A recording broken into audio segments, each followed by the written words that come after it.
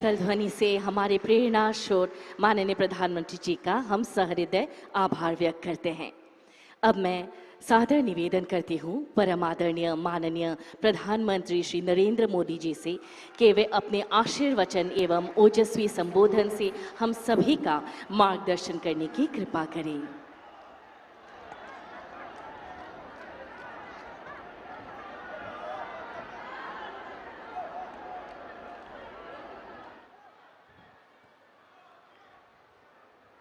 उज्जनीर रायज केन्या से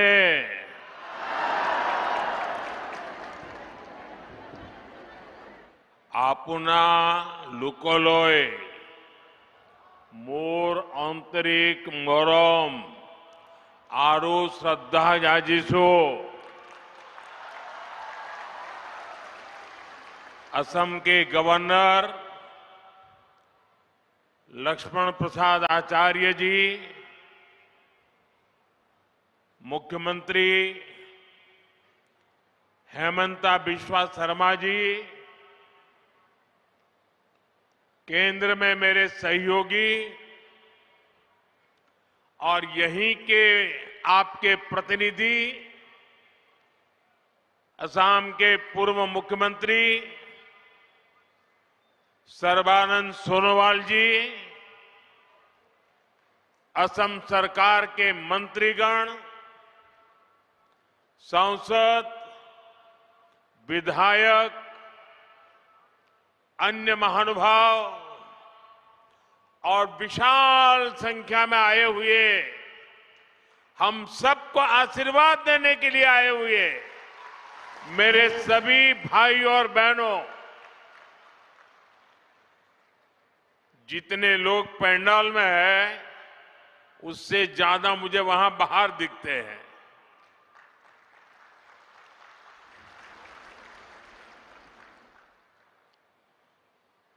सोलुंग सुकापा और महावीर लसित बोरफुकन जैसे वीरों की ये धरती, भीमबर देवरी, शहीद कुशल कुंवर,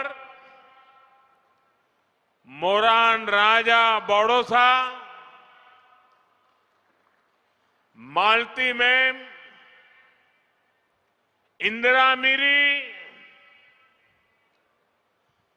स्वर्गदेव सर्बानंद सिंह और वीरांगना सती साधनी की ये भूमि, मैं उजनी असम की इस महान मिट्टी को श्रद्धापूर्वक नमन करता हूं।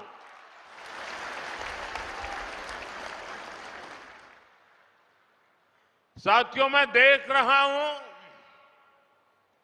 सामने दूर दूर तक आप सब इतनी बड़ी संख्या में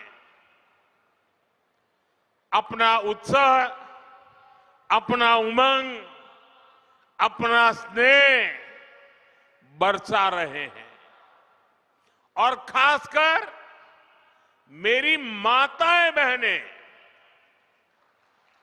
इतनी विशाल संख्या में आप जो प्यार और आशीर्वाद लेकर आई हैं, ये हमारी सबसे बड़ी शक्ति है, सबसे बड़ी ऊर्जा है, एक अद्भुत अनुभूति है।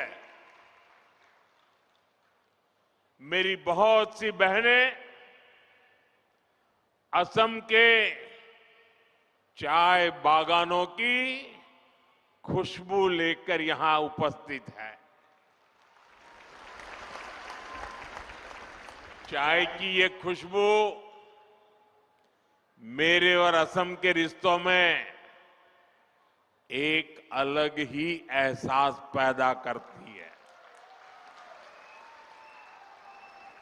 मैं आप सभी को प्रणाम करता हूं। इस स्नेह और प्यार के लिए मैं हृदय से आप सबका आभार व्यक्त करता हूं। साथियों, आज असम और पूरे नॉर्थ ईस्ट के लिए बहुत बड़ा दिन है। नामरूप और डिब्रूगढ़ को लंबे समय से जिसका इंतजार था, वो सपना भी आज पूरा हो रहा है। आज इस पूरे इलाके में औद्योगिक प्रगति का नया अध्याय शुरू हो रहा है।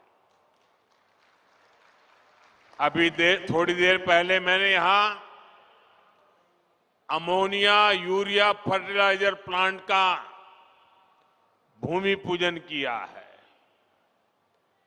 डिब्रूगढ़ आने से पहले गुवाहाटी में एयरपोर्ट के एक टर्मिनल का उद्घाटन भी हुआ है। आज हर कोई कह रहा है, असम विकास की एक नई रफ्तार पकड़ चुका है। मैं आपको बताना चाहता हूं, अभी आप जो देख रहे हैं, जो अनुभव कर रहे हैं, ये तो एक शुरुआत है। हमें तो असम को बहुत आगे लेकर के जाना है। आप सबको साथ लेकर के आगे बढ़ना है।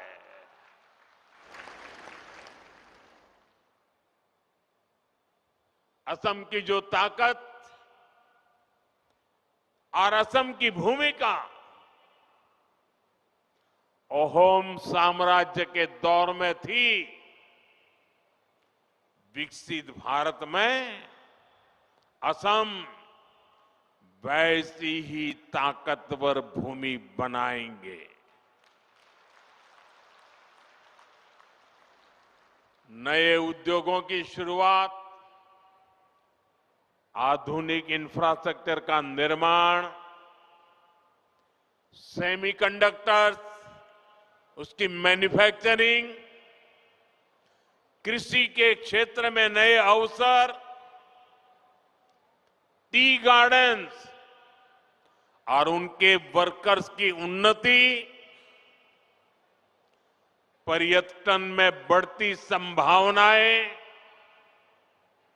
असम हर क्षेत्र में आगे बढ़ रहा है।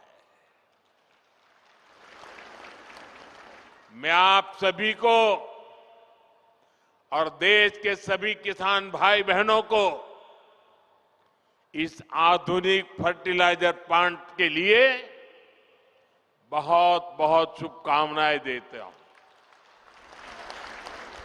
मैं आपको गुवाहाटी एयरपोर्ट के नए टर्मिनल के लिए भी बधाई देता हूं। बीजेपी की डबल इंजन सरकार में उद्योग और कनेक्टिविटी की जुगलबंदी असम के सपनों को पूरा कर रही है और साथ ही हमारे युवाओं को नए सपने देखने का हौसला भी दे रही है। साथियों, विकसित भारत के निर्माण में देश के किसानों की, यहां के अन्नदाताओं की बहुत बड़ी भूमिका है। इसलिए हमारी सरकार किसानों के हितों को सर्वोपरि रखते हुए दिन रात काम कर रही है। यहां आप सभी को किसान हितैषी योजनाओं का लाभ दिया जा रहा है। कृषि कल्याण की योजनाओं के बीच ये भी जरूरी है कि हमारे किसानों को खाद की निरंतर सप्लाई मिलती रहे। आने वाले समय में ये यूरिया कारखाना ये सुनिश्चित करेगा। इस फर्टिलाइजर प्रोजेक्ट पर करीब 11,000 करोड़ रुपए खर्च किए जाएंगे। यहां हर साल 12 लाख मैट्रिक टन से ज्यादा खाद बनेगी। जब उत्पादन यही होगा तो सप्लाई तेज होगी, लॉजिस्टिक का खर्चा घटेगा। साथियों, नाम रूप की ये यूनिट रोजगार, स्वरोजगार के हजारों नए अवसर भी बनाएगी। प्लांट के शुरू होते ही अनेकों लोगों को यहीं पर स्थायी नौकरी भी मिलेगी। इसके अलावा जो काम प्लांट के साथ जुड़ा होता है, मरम्मत हो, सप्लाई हो, कंस्ट्रक्शन का बहुत बड़ी मात्रा में काम होगा, यानी अनेक काम होते हैं। इन सब में भी यहां के स्थानीय लोगों को और खास करके मेरे नौजवानों को रोजगार मिलेगा। लेकिन भाइयों बहनों, आप सोचिए, किसानों के कल्याण के लिए काम बीजेपी सरकार आने के बाद ही क्यों हो रहा है? हमारा नामरूप तो दशकों से खाद्य उत्पादन का केंद्र था। एक समय था जब यहां बनी खाद से नॉर्थ ईस्ट के खेतों को ताकत मिलती थी, किसानों की फसलों को सहारा मिलता था। जब देश के कई हिस्सों में खाद की आपूर्ति चुनौती बनी, तब भी नामरूप किसानों के लिए उम्मीद बना रहा। लेकिन पुराने कारखानों की टेक्नोलॉजी के समय के साथ पुरानी होती गई और कांग्रेस की सरकारों ने कोई ध्यान नहीं दिया। नतीजा ये हुआ कि नामरूप प्लांट की कई यूनिट्स इसी वजह से बंद होती गई। पूरे नॉर्थ ईस्ट के किसान परेशान होते रहे, देश के किसानों को भी तकलीफ हुई, उनकी आमदनी पर चोट पड़ती रही, खेती में तकलीफें बढ़ती गई। लेकिन कांग्रेस वालों ने इस समस्या का कोई हल ही नहीं निकाला। वो अपनी मस्ती में ही रहे। आज हमारी डबल इंजन सरकार कांग्रेस द्वारा पैदा की गई उन समस्याओं का समाधान भी कर रही है। साथियों, असम की तरह ही देश के दूसरे राज्यों में भी खाद की कितनी ही फैक्ट्रियां बंद हो गई थी।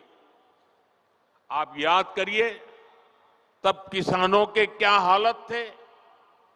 यूरिया के लिए किसानों को लाइनों में लगना पड़ता था, यूरिया की दुकानों पर पुलिस लगानी पड़ती थी, पुलिस किसानों पर लाठी बरसाती थी। भाइयों बहनों, कांग्रेस ने जिन हालातों को बिगाड़ा था, हमारी सरकार उन्हें सुधारने के लिए एड़ी चोटी की ताकत लगा रही है।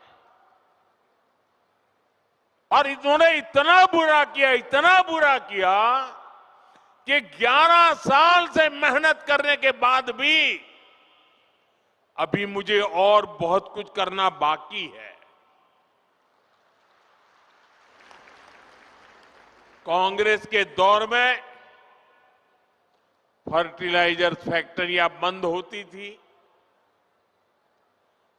जबकि हमारी सरकार ने गोरखपुर, सिंदरी, बरौनी, रामागुंडम जैसे अनेक प्लांट शुरू किए हैं।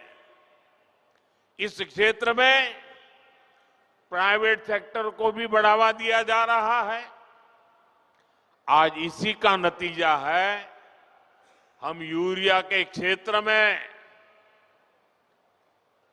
आने वाले कुछ समय में आत्मनिर्भर हो सके, उस दिशा में मजबूती से कदम रख रहे हैं।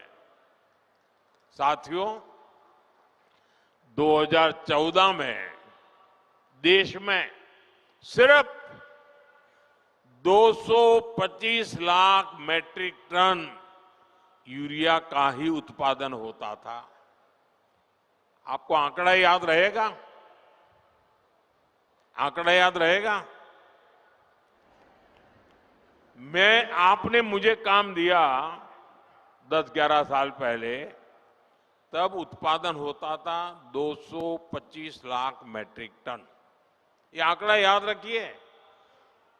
पिछले 10-11 साल की मेहनत में हमने उत्पादन बढ़ा करके करीब 306 लाख मैट्रिक टन तक पहुंच चुका है। लेकिन हमें यहां रुकना नहीं है, क्योंकि अभी भी बहुत करने की जरूरत है। जो काम उनको उस समय करना था, नहीं किया, और इसलिए मुझे थोड़ा एक्स्ट्रा मेहनत करनी पड़ रही है। और अभी हमें हर साल करीब 380 लाख मैट्रिक टन यूरिया की जरूरत पड़ती है। हम 306 पर पहुंचे हैं, 70-80 और करना है। लेकिन मैं देशवासियों को विश्वास दिलाता हूं, हम जिस प्रकार से मेहनत कर रहे हैं, जिस प्रकार से योजना बना रहे हैं, और जिस प्रकार से मेरे किसान भाई बहन हमें आशीर्वाद दे रहे हैं, हम हो सके उतना जल्दी इस गैप को भरने में कोई कमी नहीं रखेंगे।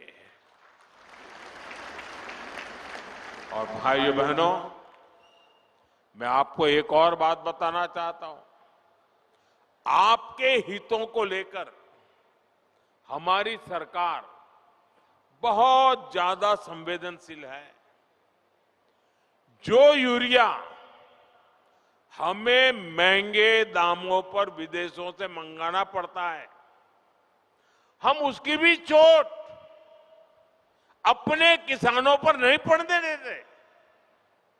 बीजेपी सरकार सब्सिडी देकर वो भार सरकार खुद उठाती है। भारत के किसानों को सिर्फ 300 रुपए में यूरिया की बोरी मिलती है। उस एक बोरी के बदले भारत सरकार को दूसरे देशों को, जहां से हम बोरी लाते हैं, करीब करीब 3,000 रुपया देना पड़ता है। अब आप सोचिए, हम लाते हैं 3,000 में और देते हैं 300 में। ये सारा बोझ देश के किसानों पर हम नहीं पड़ने देते। ये सारा बोझ सरकार खुद भरती है, ताकि मेरे देश के किसान भाई बहनों पर बोझ न आए। लेकिन मैं किसान भाई बहनों को भी कहूंगा कि आपको भी मेरी मदद करनी होगी। और वो मेरी मदद है इतना ही नहीं, मेरे किसान भाई बहन आपकी भी मदद है। और वो है ये धरती माता को बचाना। हम धरती माता को अगर नहीं बचाएंगे तो यूरिया की कितने ही थैले डाल दे, ये धरती मां हमें कुछ नहीं देगी। और इसलिए जैसे शरीर में बीमारी हो जाए तो दवाई भी हिसाब से लेनी पड़ती है। 2 गोली की जरूरत है, 4 गोली खा लें तो शरीर को फायदा नहीं, नुकसान हो जाता है।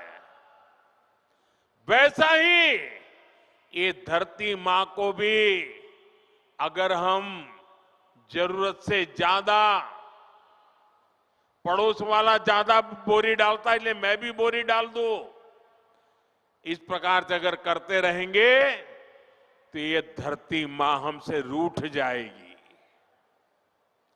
यूरिया खिला खिला करके हमें धरती माता को मारने का कोई हक नहीं है। ये हमारी मां है, हमें उस मां को भी बचाना है। साथियों, आज बीज से बाजार तक भाजपा सरकार किसानों के साथ खड़ी है। खेत के काम के लिए सीधे खाते में पैसे पहुंचाए जा रहे हैं ताकि किसान को उधार के लिए भटकना न पड़े। अब तक पीएम किसान सम्मान निधि के लगभग 4 लाख करोड़ रुपए किसानों के खाते में भेजे गए हैं। आंकड़ा याद रहेगा? भूल जाएंगे? 4 लाख करोड़ रुपया मेरे देश के किसानों के खाते में सीधे जमा किए हैं। इसी साल किसानों की मदद के लिए 35,000 करोड़ रुपए की 2 योजनाएं, नई योजनाएं शुरू की है। 35,000 करोड़। पीएम धन धान्य कृषि योजना और दलहन आत्मनिर्भरता मिशन, इससे खेती को बढ़ावा मिलेगा। साथियों, हम किसानों की हर जरूरत को ध्यान रखते हुए काम कर रहे हैं। खराब मौसम की वजह से फसल नुकसान होने पर किसान को फसल बीमा योजना का सहारा मिल रहा है। फसल का सही दाम मिले, इसके लिए खरीद की व्यवस्था सुधारी गई है। हमारी सरकार का साफ मानना है कि देश तभी आगे बढ़ेगा जब मेरा किसान मजबूत होगा, और इसके लिए हर संभव प्रयास किए जा रहे हैं। साथियों, केंद्र में हमारी सरकार बनने के बाद हमने किसान क्रेडिट कार्ड की सुविधा से पशुपालकों और मछली पालकों को भी जोड़ दिया था।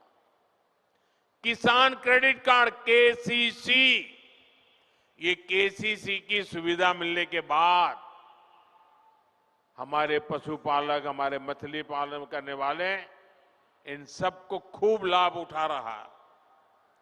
केसीसी से इस साल किसानों को, ये आंकड़ा भी याद रखो, केसीसी से इस साल किसानों को 10 लाख करोड़ रुपए से ज्यादा की मदद दी गई है। 10 लाख करोड़ रुपया। बायो फर्टिलाइजर पर जीएसटी कम होने से भी किसानों को बहुत फायदा हुआ है। भाजपा सरकार भारत के किसानों को नेचुरल फार्मिंग के लिए भी बहुत प्रोत्साहन दे रही है। और मैं तो चाहूंगा असम के अंदर कुछ तहसील ऐसे आने चाहिए आगे जो 100% नेचुरल फार्मिंग करते हैं। आप देखिए, हिंदुस्तान को आसाम दिशा दिखा सकता है। आसाम का किसान देश को दिशा दिखा सकता है। हमने नेशनल मिशन और नेचुरल फार्मिंग शुरू की। आज लाखों किसान इससे जुड़ चुके हैं। बीते कुछ सालों में देश में 10,000 किसान उत्पाद संघ एफपीओज बने हैं। नॉर्थ ईस्ट को विशेष ध्यान में रखते हुए हमारी सरकार ने खाद्य तेलों, पाम ऑयल से जुड़ा मिशन भी शुरू किया है। ये मिशन भारत को खाद्य तेल के मामले में आत्मनिर्भर तो बनाएगा ही, यहां के किसानों की आय भी बढ़ाएगा। साथियों, यहां इस क्षेत्र में बड़ी संख्या में हमारे टी गार्डन वर्कर्स भी हैं। ये भाजपा की ही सरकार है जिसने असम के 7.5 लाख टी गार्डन वर्कर्स के जनधन बैंक खाते खुलवाए।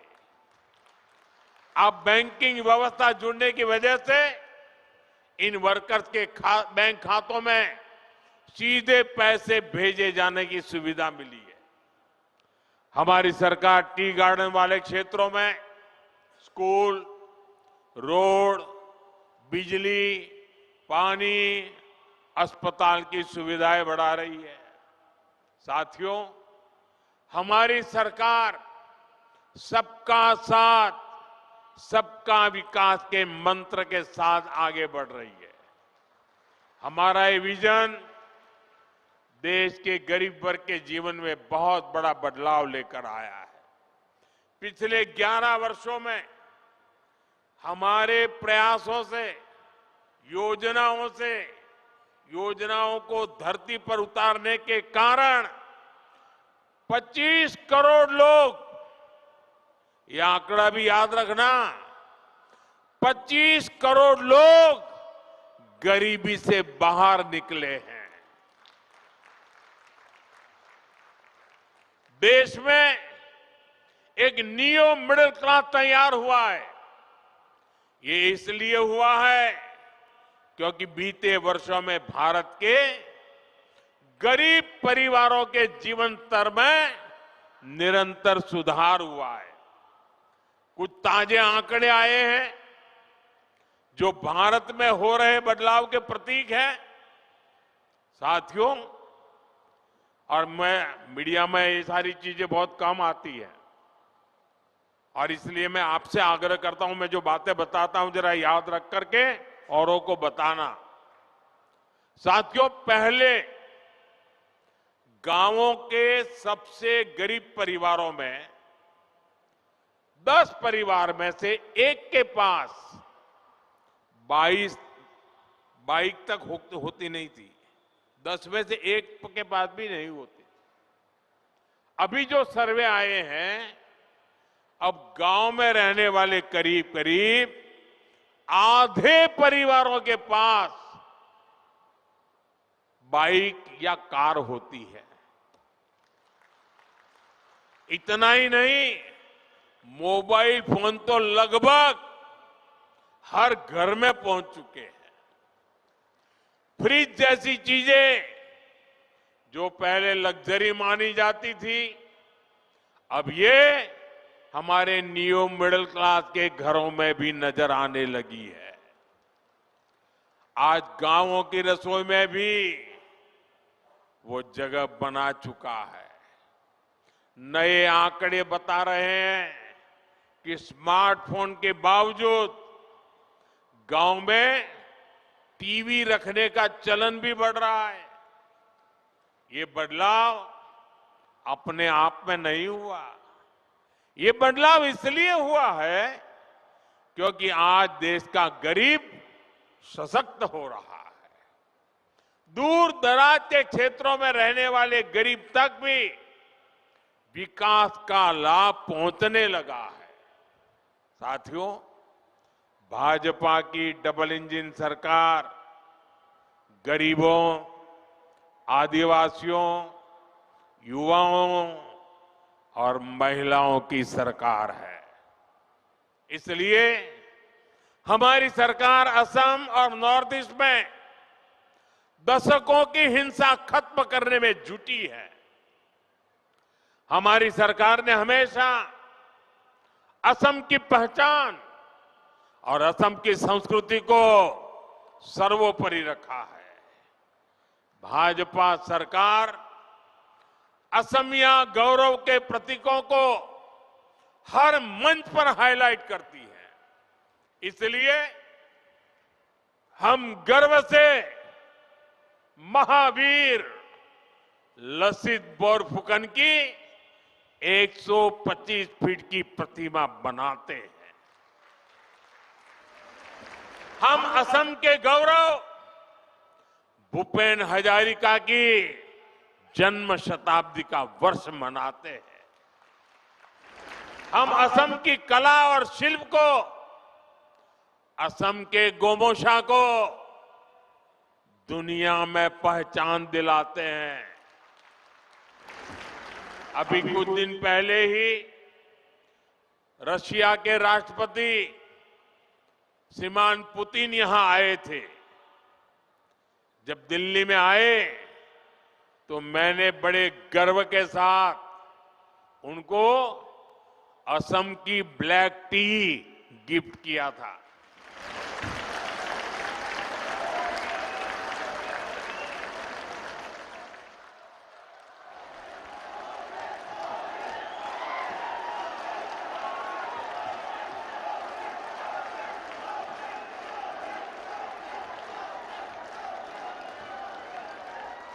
हम असम की मान मर्यादा बढ़ाने वाले हर काम को प्राथमिकता देते हैं।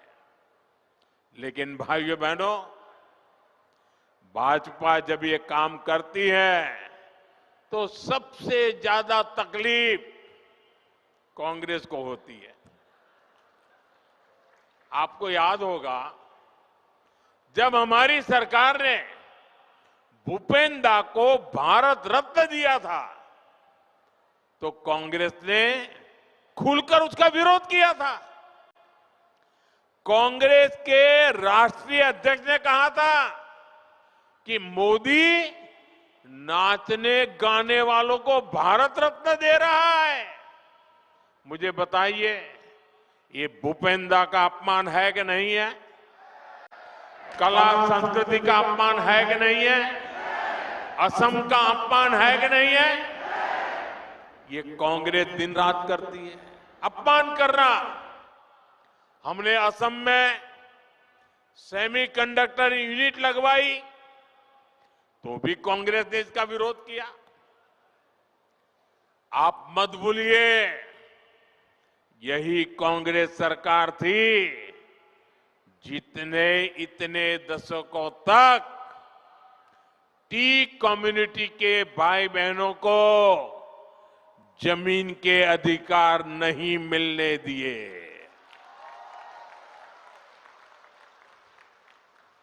बीजेपी की सरकार ने उन्हें जमीन के अधिकार भी दिए और गरिमापूर्ण जीवन भी दिया।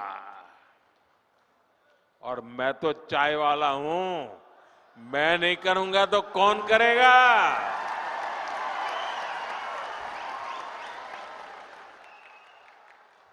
ये कांग्रेस अब भी देश विरोधी सोच को आगे बढ़ा रही है।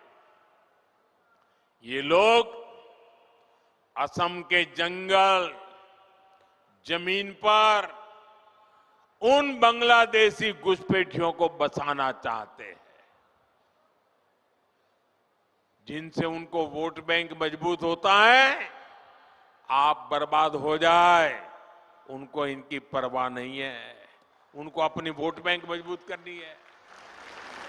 भाइयों बहनों, कांग्रेस को असम और असम के लोगों से, आप लोगों की पहचान से कोई लेना देना नहीं है।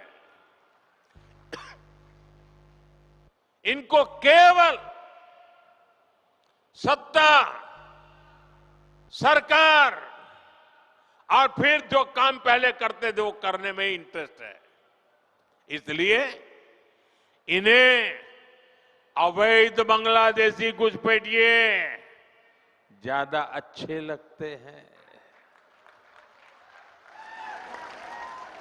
अवैध घुसपैठियों को कांग्रेस ने ही बचाया और कांग्रेस ही उन्हें बचा रही है। इसलिए कांग्रेस पार्टी वोटर लिस्ट के शुद्धिकरण का विरोध कर रही है। तुष्टीकरण और वोट बैंक के इस कांग्रेसी जहर से हमें असम को बचाकर रखना है। मैं आपको एक गारंटी देता हूं, असम की पहचान और असम के सम्मान की रक्षा के लिए भाजपा, बीजेपी फौलाद बनकर आपके साथ खड़ी है। साथियों, विकसित भारत के निर्माण में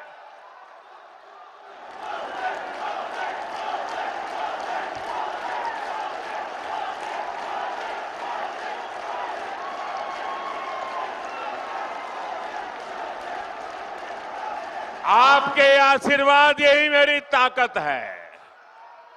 आपका ये प्यार यही मेरी पूंजी है। और इसीलिए पल पल आपके लिए जीने का मुझे आनंद आता है।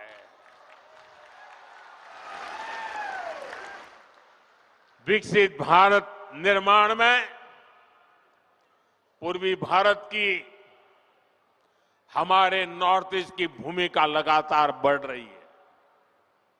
मैंने पहले भी कहा है कि पूर्वी भारत भारत के विकास का ग्रोथ इंजन बनेगा। नाम रूप की ये नई यूनिट इसी बदलाव की मिसाल है। यहां जो खाद बनेगी वो सिर्फ असम के खेतों तक नहीं रुकेगी, ये बिहार, झारखंड, पश्चिम बंगाल और पूर्वी उत्तर प्रदेश तक पहुंचेगी। ये कोई छोटी बात नहीं है।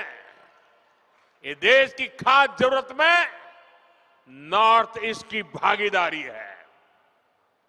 नामरूप जैसे प्रोजेक्ट ये दिखाते हैं कि आने वाले समय में नॉर्थ ईस्ट आत्मनिर्भर भारत का बहुत बड़ा केंद्र बनकर उभरेगा।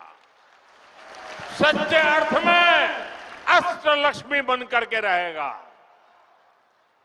मैं एक बार फिर आप सभी को नए फर्टिलाइजर प्लांट की बधाई देता हूं।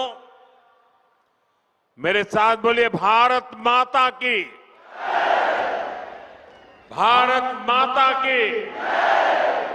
और इस वर्ष तो वंदे मातरम के 150 साल, हमारे गौरवपूर्ण पल।